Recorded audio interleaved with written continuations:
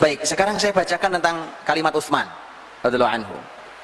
Bagaimana Utsman radhiyallahu anhu beliau mencapai harta sebanyak itu. Beliau mengatakan, kuntu u'alij wa unammi wala azdari ribhan wala ashtari syaikhan wa aj'alur ra'sa ra'sain. 5 poin. 5 poin. 1, kuntu u'alij. Aku ini u'alij. Kata u'alij itu kalau sebenarnya kata ilaj artinya obat Pak sebenarnya, ngobati sebenarnya. Tapi maksudnya adalah saya terjun. Jadi saya langsung yang terjun ngurusi bisnis ini. U'alij.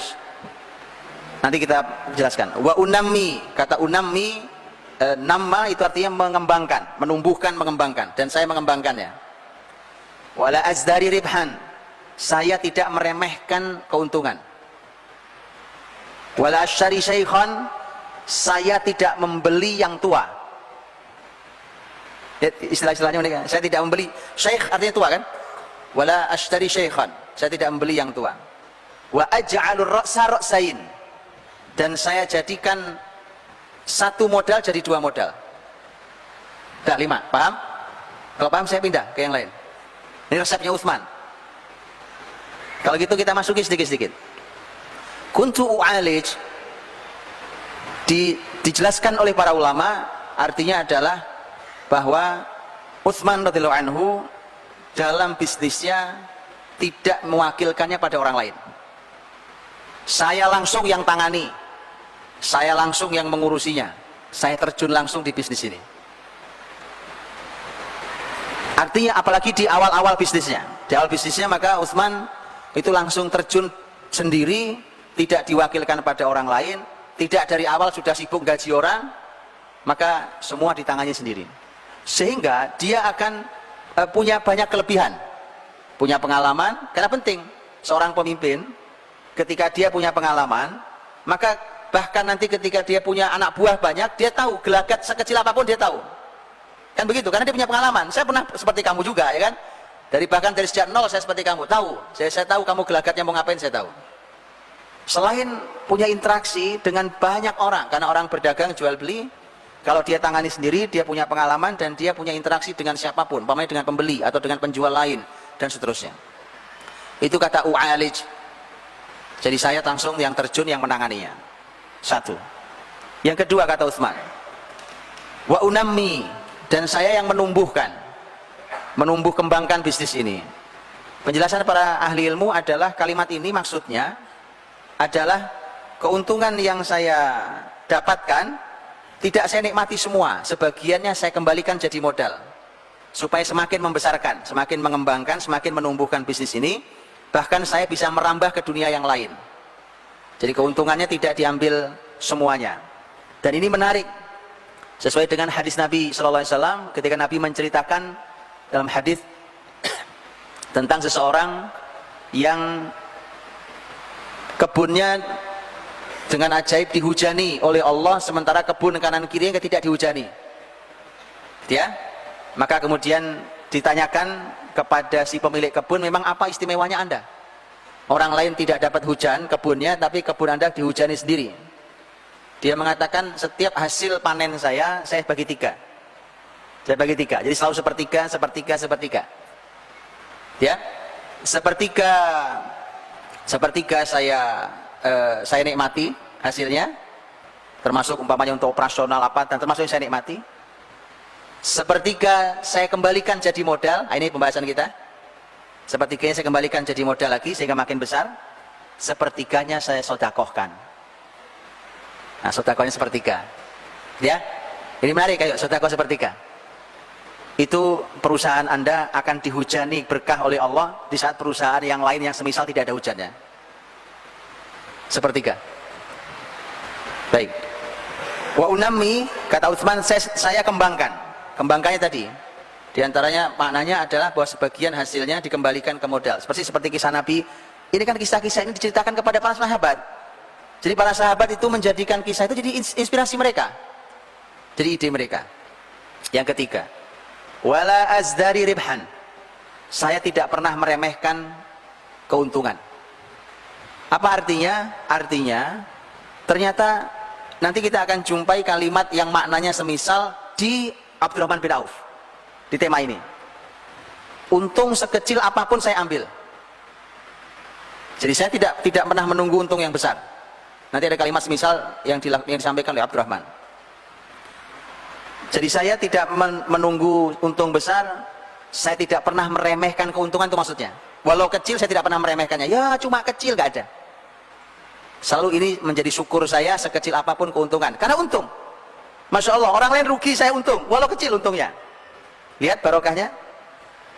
Dan ini hadirin juga menentukan tentang berapa besaran seseorang boleh mengambil keuntungan. Kalau ditanya secara hukum fikih berapa besarannya seseorang boleh mengambil keuntungan, para ahli ilmu mengatakan tidak ada batasannya. Boleh, antum punya modal, antum melipatkan jadi 100%, 200%, 300% boleh. Tapi ada satu kalimat yang kalau Nabi katakan, sahabat pasti akan berhenti di kalimat itu. Itu kebiasaan sahabat. Memang begini harus dilatih, termasuk harus dilatih. Rasulullah SAW menyampaikan, rahimallahu mra'an samhan idza ba', samhan idza ishtara, samhan idza qada, samhan idza iqtada. Allah merahmati. Wah, kalau sudah Nabi katakan Allah merahmati, dikejar sama sahabat. Ini apa yang Allah rahmati? Begitu ya. Nah ini kenapa nanti jadi konsep. Allah merahmati seseorang yang lapang saat menjual, lapang saat membeli. Ini maknanya adalah, diantara maknanya adalah, kalau Anda menjual,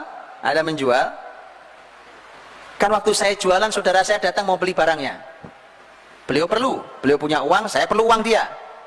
Saya perlu uang dia perlu barang yang saya punya. Maka dia tawar dengan harga yang saya tahu saya sudah dapat untung, saya tahu modal saya. Maka Allah merahmati seseorang yang lapang saat menjual. Ngerti maksudnya? Lapang saat menjual. Artinya sudah antum ambil. Saya sudah untungnya, walaupun kecil saya sudah ada untungnya. Nah ini yang bikin berkah, Pak. Karena dirahmati Allah Subhanahu wa taala. Dan ini ternyata konsepnya Utsman. Wala azdari ribhan. Saya tidak pernah meremehkan keuntungan. Semua saya syukuri, sekecil apapun, justru itu jadi konsepnya nanti. Abdurrahman lebih jelas nanti kalimatnya, itu ternyata malah konsepnya. Ngambil untung tidak banyak-banyak, dengan itu maka perputarannya tercepat. Kurang lebih begitu. Ya. Wala ashtari syaikhan. Saya tidak membeli yang tua. Kata syaikh artinya tua. Kalau bicaranya adalah barang umpamanya, maka saya tidak membeli barang yang stok lama. Karena ternyata tetap saja orang nyari yang baru. Kalau orang beli gandum, gitu nanya, ini gandum kapan nih? Atau dilihat-lihat, gini, ini kayaknya udah lama nih gandum nih, gitu ya. Tetap saja orang yang baru. Ternyata Utsman mengatakan, kalau saya tidak membeli barang yang sudah numpuk lama, gitu ya, sudah tersimpan lama, kemudian saya tidak beli itu, saya cari yang baru. Saya cari yang baru. Wala ashtari syaikhan. Wa aj'alur ra'sa ra'sain. Dan saya jadikan ra's artinya kepala, artinya modal. Saya jadikan modal, satu modal jadi dua modal. Apa artinya? Kalau saya meletakkan uang saya umpamanya punya uang nih. Umpamanya uangnya 1000 dinar, ya. Ini ada bisnis, satu bisnis. Saya tidak akan letakkan 1000 dinar uang saya ini kepada satu bisnis ini. Tapi akan saya pecah modal ini jadi dua. Ada bisnis A, ada bisnis B, maka saya pecah jadi dua. Resikonya ada. Resikonya adalah saya tidak bisa banyak menguasai modal di sini. Karena harusnya 1000 jadi cuma 500 mungkin. Harusnya saya kuasai saham sekian, ternyata saya tidak kuasai saham sekian. Wa aj'alur ra'sa ra'sain. Saya jadikan seperti itu. Salah satu penjelasan yang lain adalah kalau saya menjual barang. Saya menjual barang kata Utsman, penjelasannya bukan kata Utsman ya. Penjelasannya kalau saya jual barang begitu. Kalau saya punya tanah, saya jual ini dengan 1000 umpamanya, 1000 dirham umpamanya, maka daripada cuma 1000 saya belah jadi dua tanah saya kafling. Saya kafling. Dengan dua kafling siapa tahu jadi 1500 totalnya. 750, 750. Jadi 1500, saya untung 500. Gitu?